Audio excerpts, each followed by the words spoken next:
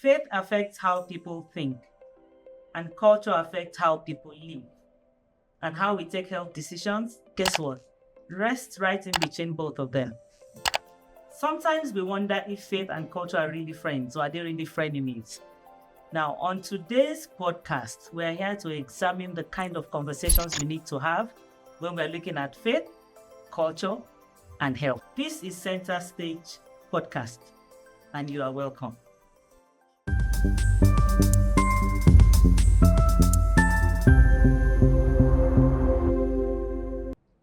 We also want to talk about what does it seem like when we're trying to strike that balance between faith and culture.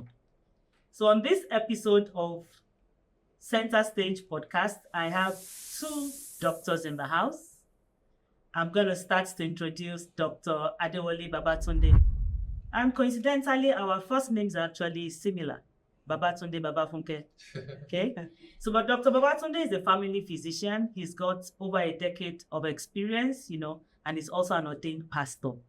And he understands, the distinction and the dynamics between faith and science. And in doing his work, he tries to meet communities and his patients where they are.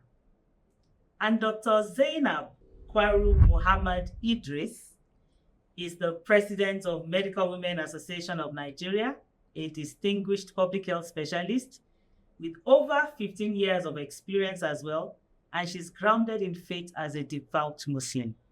She also brings a lot of experience into the systems level perspective, making sure that women, children, and other beneficiaries are able to access quality health. So let me start with a very interesting experience, because this conversation we're going to have also has me thinking. Because I can imagine my pastor seeing this or listening to this podcast and asking, "You this, madam, you're a worker in the church. Why are you even having conversations between faith and culture, especially when it comes to health?" But these are conversations that we need to have. We know the dynamics are sensitive. So let me start with Dr. Zainab. From where you sit, how do you think faith, culture, and health actually interact? Thank you very much. This is an interesting conversation, really, that we're having. And I think when you come to look at faith and culture, as well as what happens in the medical field, there's actually an interface and intersection. For instance, it shapes how people view their bodies, how they interpret illness, and the decisions that they eventually take. Of course, when you look at faith, we say that faith gives meaning, and hope. And then culture defines the way we relate and socialize with each other. And then, of course, for us in the medical parlance, we say we provide treatment and diagnosis.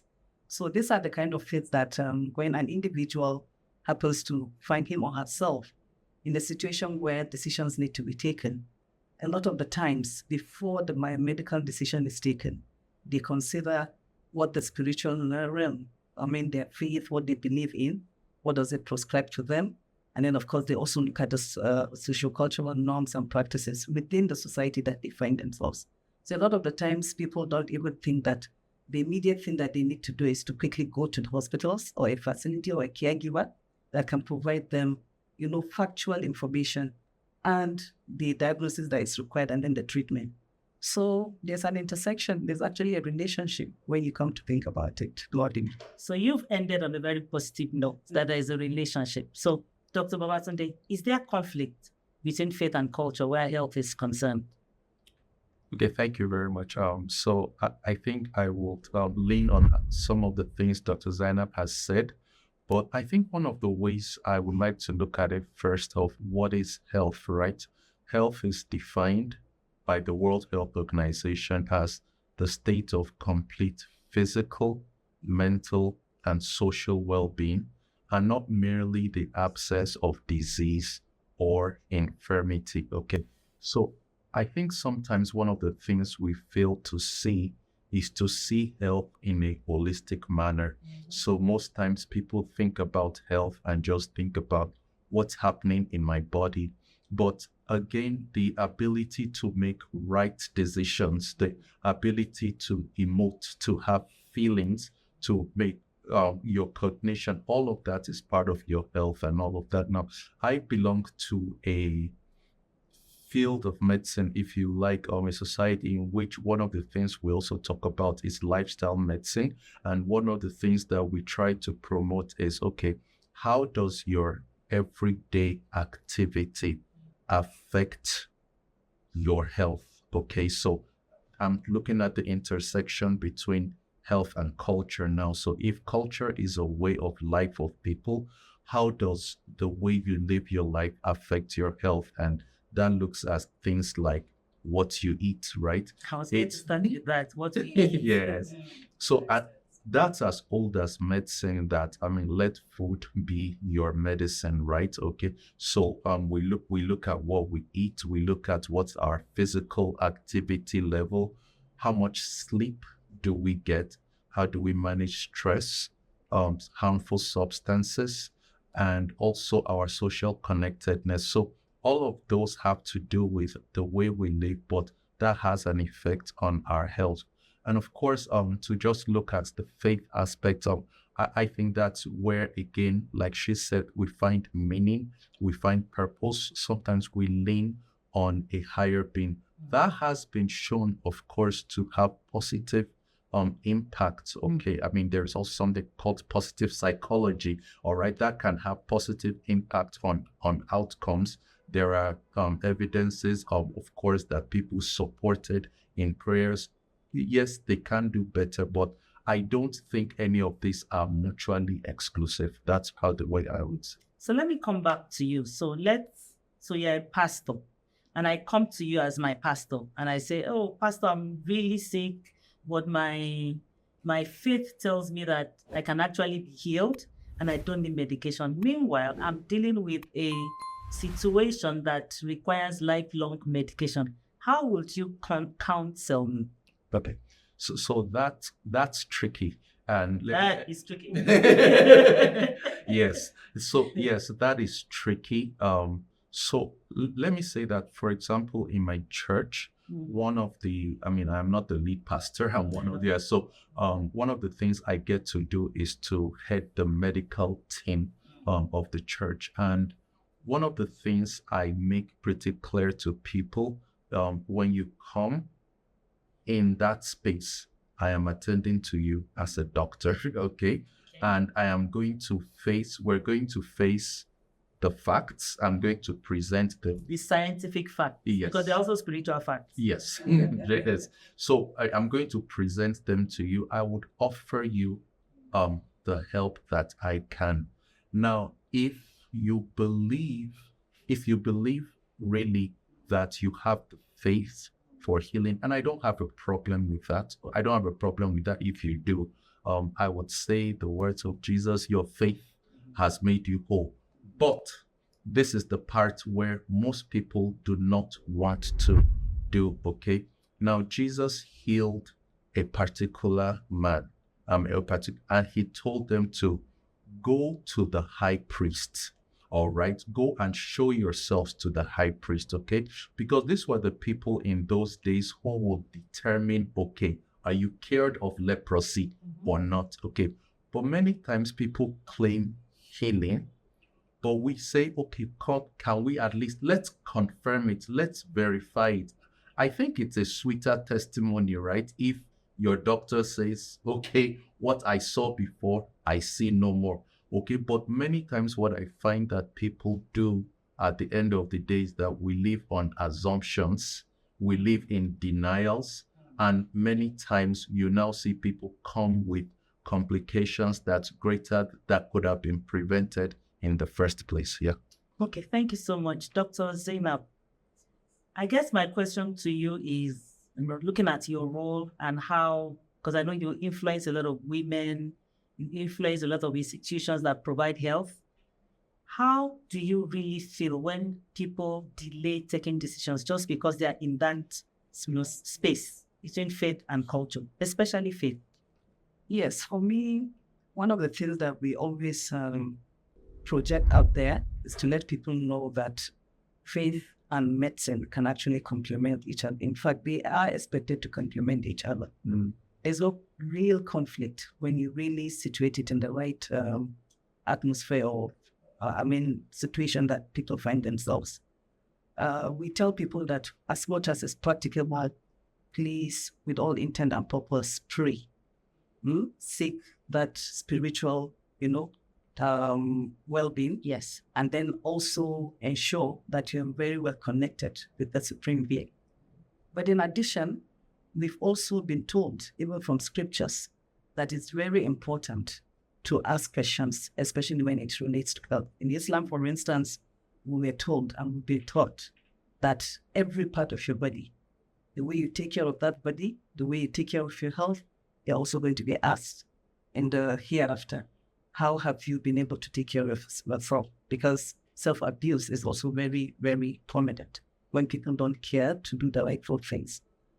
So seek care, people are asked to seek treatment early, and at the same time, they're expected to also take up any service that prevents them from having ill health. That much is preached. And we expect that in the medical circle, we have the knowledge. God has endowed us with the knowledge to teach it for us to be able to apply it so that we take care of ourselves. So in essence, what am I saying? It's very important for us to follow the evidence-based treatment. You don't just do things blindly and say, oh, because of this belief or this cultural setting, then you're not going to take care of your health. People want to see us to be healthy, and it's only when you're healthy that you can really pray to the Almighty. So we expect that between the two, there's really no conflict. It's the complementarity that we should really promote. So Dr. Zainab and Dr. Babatunde, I'm coming back with one heavy question, but it's not that heavy. I guess my worry is, let's look at the elephants in the room. So we are speaking, we have the opportunity and we have some level of privilege. What about that poor woman who is in that, that I don't want to call poverty really is a big issue, right? So that woman who doesn't have the means or the education and the default setting that they have is their faith. How can you convince that woman that you need to go to the health center when this is what they've been used to? And now switch this up with what happens in Western countries where, government is doing what they are supposed to do. People enjoy full benefits of healthcare services, but here there's still a long way to go.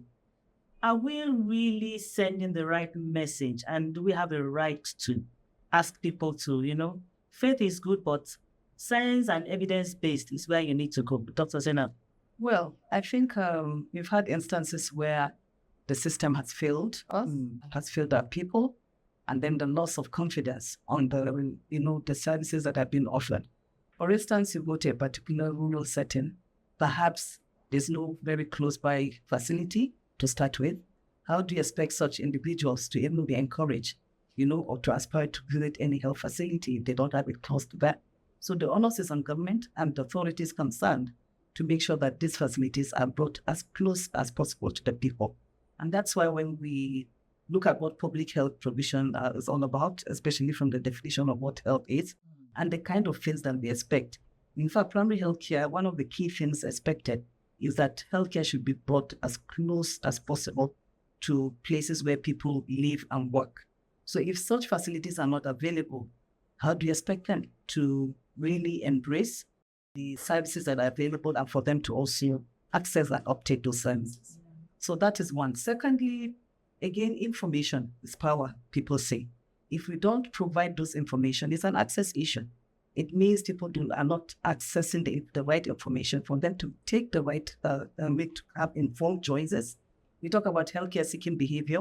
So how do you expect people to really look out for things that benefit them if that information is not available to them? And then we have the issues of geographic access, financial access, even language access.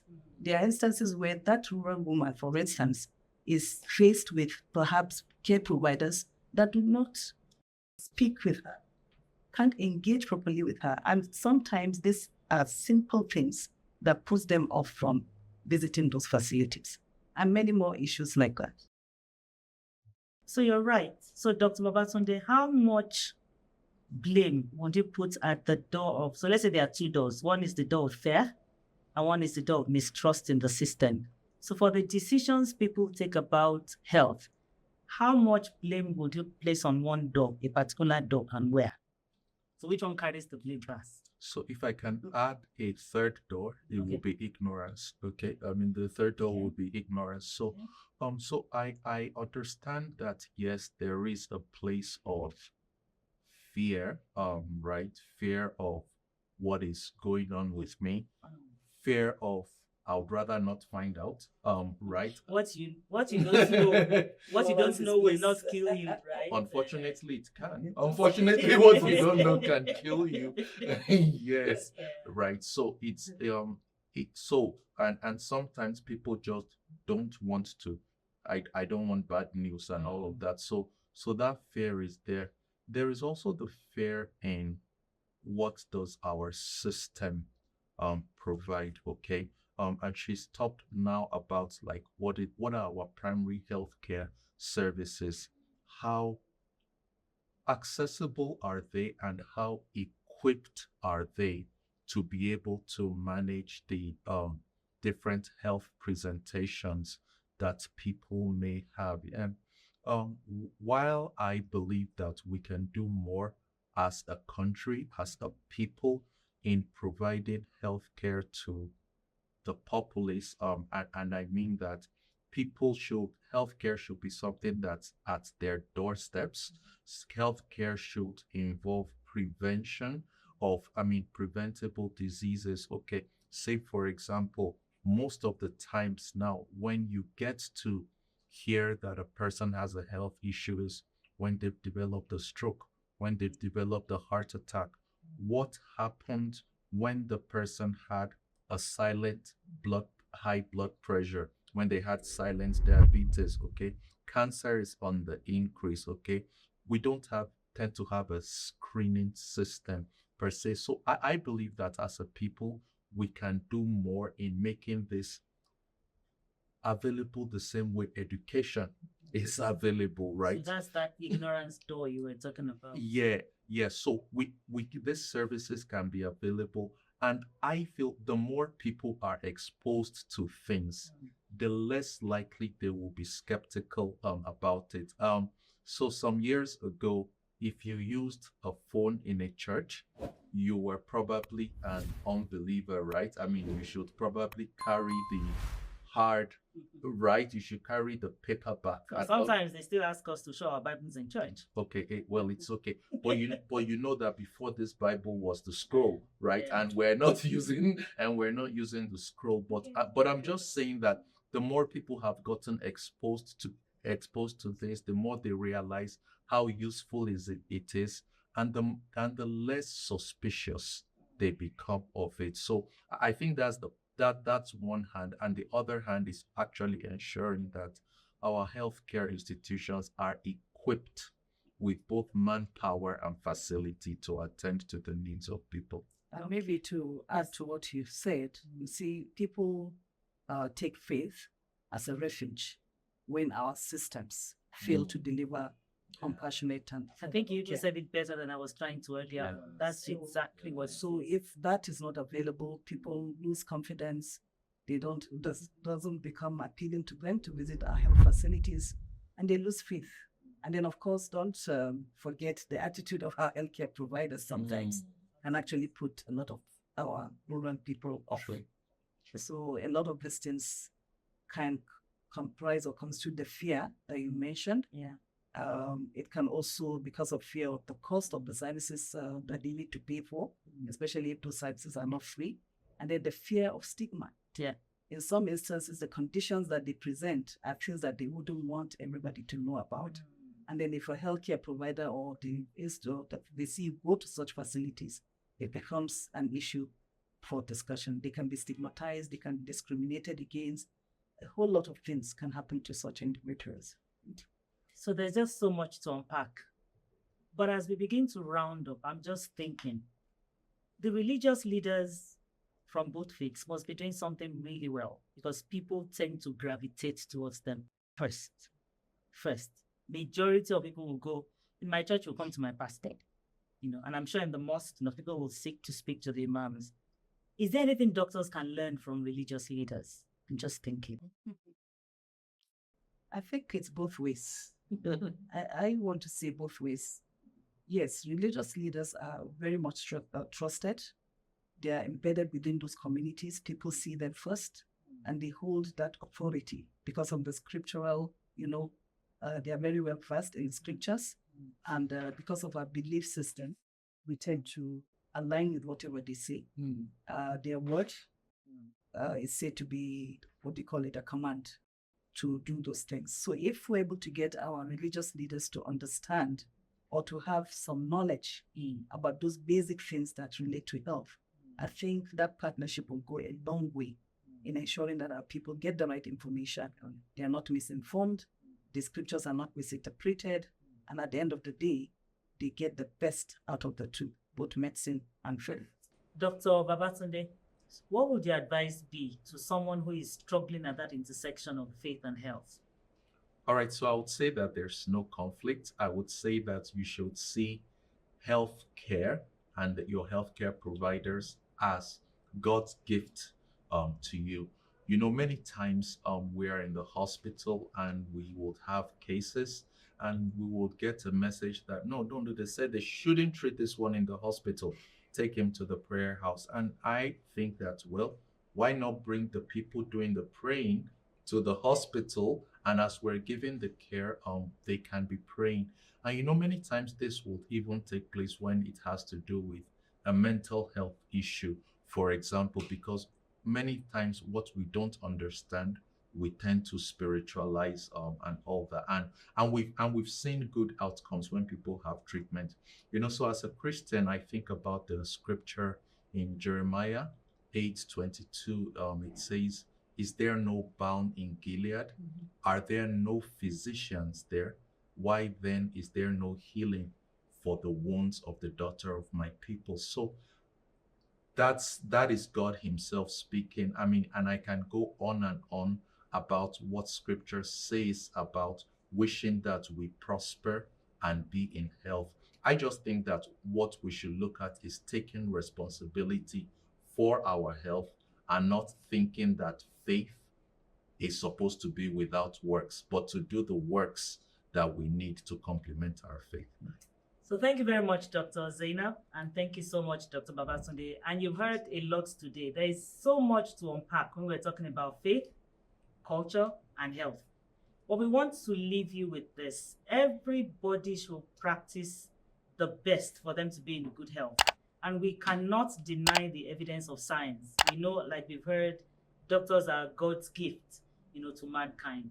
So practice your faith, but don't let your health fail behind. And we hope that together we shall all be in good health. Thank you so much, Dr. Zainab, for coming to the Center podcast today. And Dr. Babatunde, my almost namesake.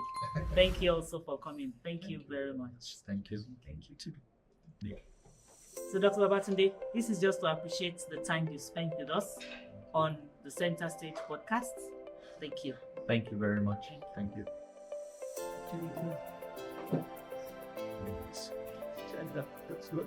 And Dr. Zainab, this is for you now. Thank you so much. Yeah.